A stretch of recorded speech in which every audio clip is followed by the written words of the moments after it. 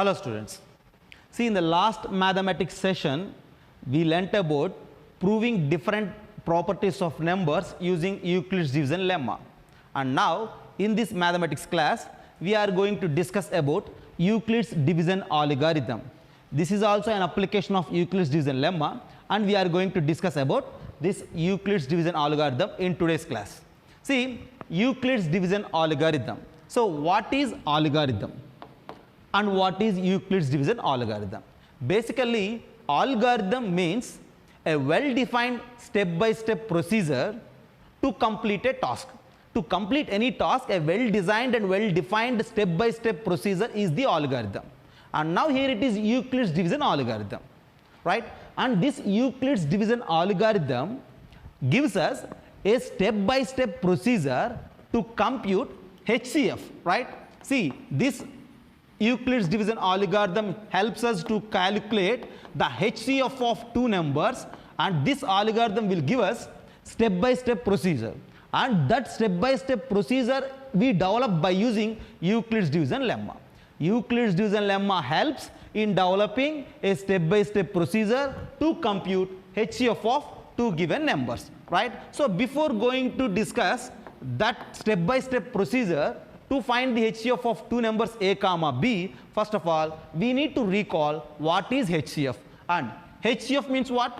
HCF, the letters HCF indicates that highest common factor, right?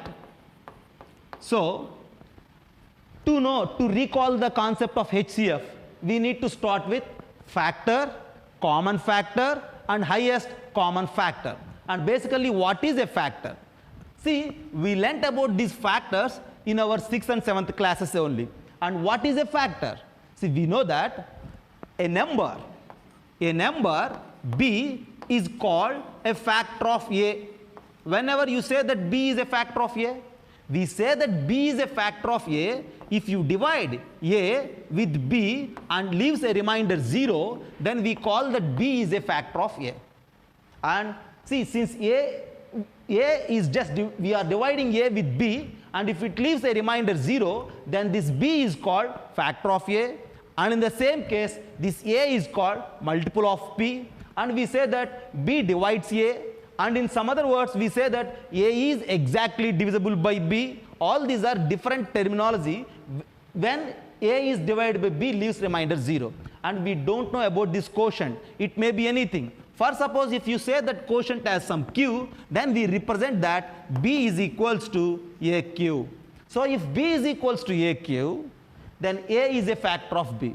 And if you think in another way, q is also a factor of b, right? But what I say, see, just a mistake, right? This is a is equals to bq, not b is equals to aq. This is the dividend, this is the divisor, this is the quotient, and this is the remainder. We know that dividend is equals to divisor into quotient plus remainder. From there, we state that a is equals to b into q plus 0, which is nothing but a is equals to bq. Since a is equals to bq, then in this case, we say that this b is a factor of a, also q is also a factor of a. For example, if I write like 24 is equals to 8 into 3, is it right? We know that 24 is equals to 8 into 3. Since 24 is equals to 8 into 3, then we call this 8 as a factor of 24, and in the same manner we call this 3 also factor of 24. And how to find factors of a given number? For suppose if I take a number 12, see, I need to list out factors for the number 12. See, finding factors for the numbers 12 are nothing but we need to find out some numbers. If you divide 12 with those numbers, we need to get remainder 0. Since we are finding factors of 12, that in the sense we need to find the possible values for this box, because b is factor of a, right? So the number which is there in this box is a factor of 12. So you just replace this box with different numbers. And if those numbers gives a remainder 0, we call all these numbers as factors of 12. And we know the listing of factors in our earlier classes. And here, if you replace this box with 1, 1 gives a remainder 0 when you divide 12, right? And 2 is a factor. If you replace this box with 2, 2, 6 is 12, and the remainder is 0. 1, 2, 3, 4, 6, like that. See, and then 12. All these are the factors of 12. So this is the way of listing factors of 12. But what we need to recall? We need to recall HCF, highest common factor. Common factor, that in the sense to calculate the highest common factor of two numbers, we need to list out factors for two numbers. And after listing factors for two numbers, we need to identify the common number, common factors, and among those, you need to locate the highest one. For suppose if I wish to find the HCF of the numbers 12, 1, 8. Have a look this. Just here we listed the factors for 12 and the way how to calculate the HCF of 12 and 18. For suppose I took 12 and 18 as my numbers, and now I am going to calculate the HCF of these two numbers 12 and 18. For that we need to list factors of 12. Yeah, factors of 12. See, what are the factors of 12? Just I listed here. See, we know that the factors of 12 are 1 is a factor, 2 is a factor, 3, 4, 6 and 12. These are the factors of 12. And now, what are the factors of 18? Have a look at this. The factors of 18 are 1 is a factor, 2 is a factor for 18. Okay, like finding the factors of 12, you need to find the factors for 18 again. And if you list all those factors for 18, they are like this. 1 is a factor, 2 is a factor, 3 is a factor, 3, 6 is 18, and then 4 is not a factor, 5 is not a factor, 6 is a factor, 7, 8 are not the factors, and 9 is a factor, and then 18 is again a factor for 18. And now these are the factors for 12 and these are the factors for 18. We need to find the highest common factor for 12 and 18. So we need to locate the common factors now. See, these are the factors. Then what you say about the common factors? Now, common factors for 12, 18. Common factors for 12, 18. What are the common numbers for these fractions list, factors list? 1 is a common one, 2 is common one, 3 is again common number, whereas 6 is also common. So the common factors are 1, 2, 3 and 6 are the common factors. And after finding the list of common factors for 12 and 18, in the list 6 is the highest. So this 6 is called highest common factor for 12 and 18. And if you check, this 1 is the least actually. But nobody asks us to find the least common factor, because 1 is a factor for every number. Always the least common factor is 1. That's why no need to find separately. And now if you think about the highest common factor, 6 is the highest common factor here. The name itself is suggesting a way listing factors for 12, listing factors for 18, identifying the common factors, and among those common factors the highest one is 6, and that's why 6 is the highest common factor for this 12 and 18. And this is a definition method to find the highest common factor, right? See, we listed here factors for 12 and 18, but if the numbers are somewhat bigger, then we feel a bit lengthy, a bit difficult to list all the factors of those bigger numbers. Then in those cases, listing all the factors, identifying common factors, and then finding the HCF is somewhat difficult. Then to resolve those difficulties in finding HCF, Euclid's division lemma gives us a step-by-step procedure with our usual division along with the Euclid's division lemma to find the HCF of those numbers. And now we are going to discuss the step-by-step procedure which helps us to find the HCF with an illustration. See, look at the problem on the board. See, this is an example to discuss highest common factor related problem, okay? And I will solve this problem using the basic definition method and with the logical way using Euclid's division lemma. And with this problem, I am going to develop a step-by-step procedure how it helps us to find the HCF of two given numbers. First of all, look at the problem. See, the problem says that we have two cans, can 1 and can 2. Can 1 contains a milk of 6 liters and can 2 contains a milk of 100 liters.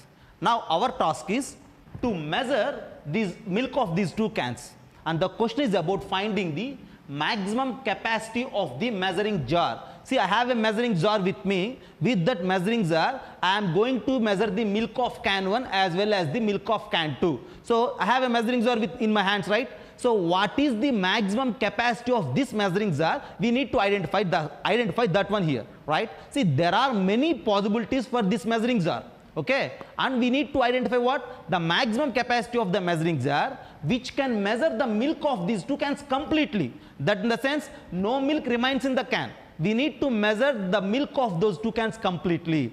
Now, just look at this. For example, think about one can itself first. For example, I have a can of 100 liters. I am going to measure the 100 liters milk completely with my measuring jar. See, what is the capacity of this measuring jar? What you say?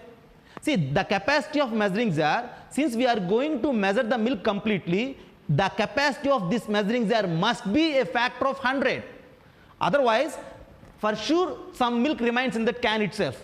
Think a while. For suppose, if the capacity of my measuring jar is some 2 liters, then if you go with 50 turns, it measures the 100 liters completely.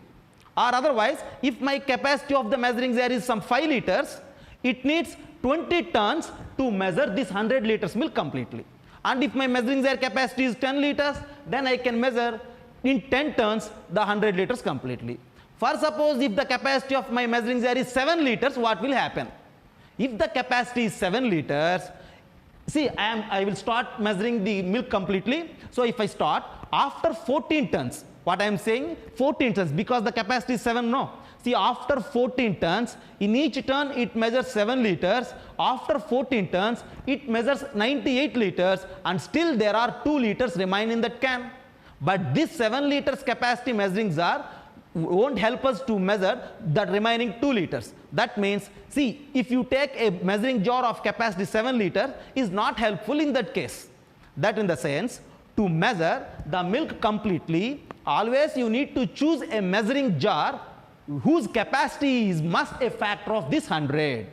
And now here our task is measuring the milk in 2 cans, can 1 and can 2. That in the sense, the capacity of my measuring jar should be a factor of that 100 as well as for this 60 also, because we are measuring the 60 liters now. So we are measuring the 60 liters as well as that 100 liters.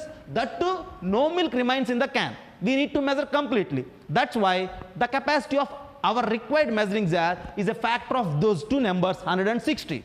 And the question is asking us to find the maximum capacity of the measuring jar. See, what are the possible values for the capacity of measuring jar? The possible values are common factors for this 60, 100. Why? Because the capacity should be a factor for 100 as well as factor for 60. That in the sense, the capacity must be a common factor for these two. Among those common factors, the question is asking us to find the maximum capacity. That in the sense, you need to identify the highest common factor of those two numbers, 60 and 100. So this question in turn suggesting us to find the HCF of the numbers 60 and 100. Is it right? So once again I am repeating you, the question is asking us to find the maximum capacity of the measuring jar which can measure the milk of the 2 cans completely. So to measure the milk of the 2 cans completely, the capacity of the measuring jar should be a factor for that 100 as well as for 60. So you need to select a common factor, and since the question is asking us the maximum capacity, you need to identify the highest common factor. So in identifying the highest common factor, already we have a procedure, just we discussed for 12 and 18 by listing the factors. For suppose if you list the factors of 160, what will happen? Think a while. See, I am listing the common factors for 100. See, what are the common factors for 100? 1 is a factor, 2 is a factor, 4 is a factor, 5 is a factor, and then if you think, yeah, 10 is a factor, and 20 is a factor, 25 is a factor, 50 is a factor, and 100 is a factor. See, is there any?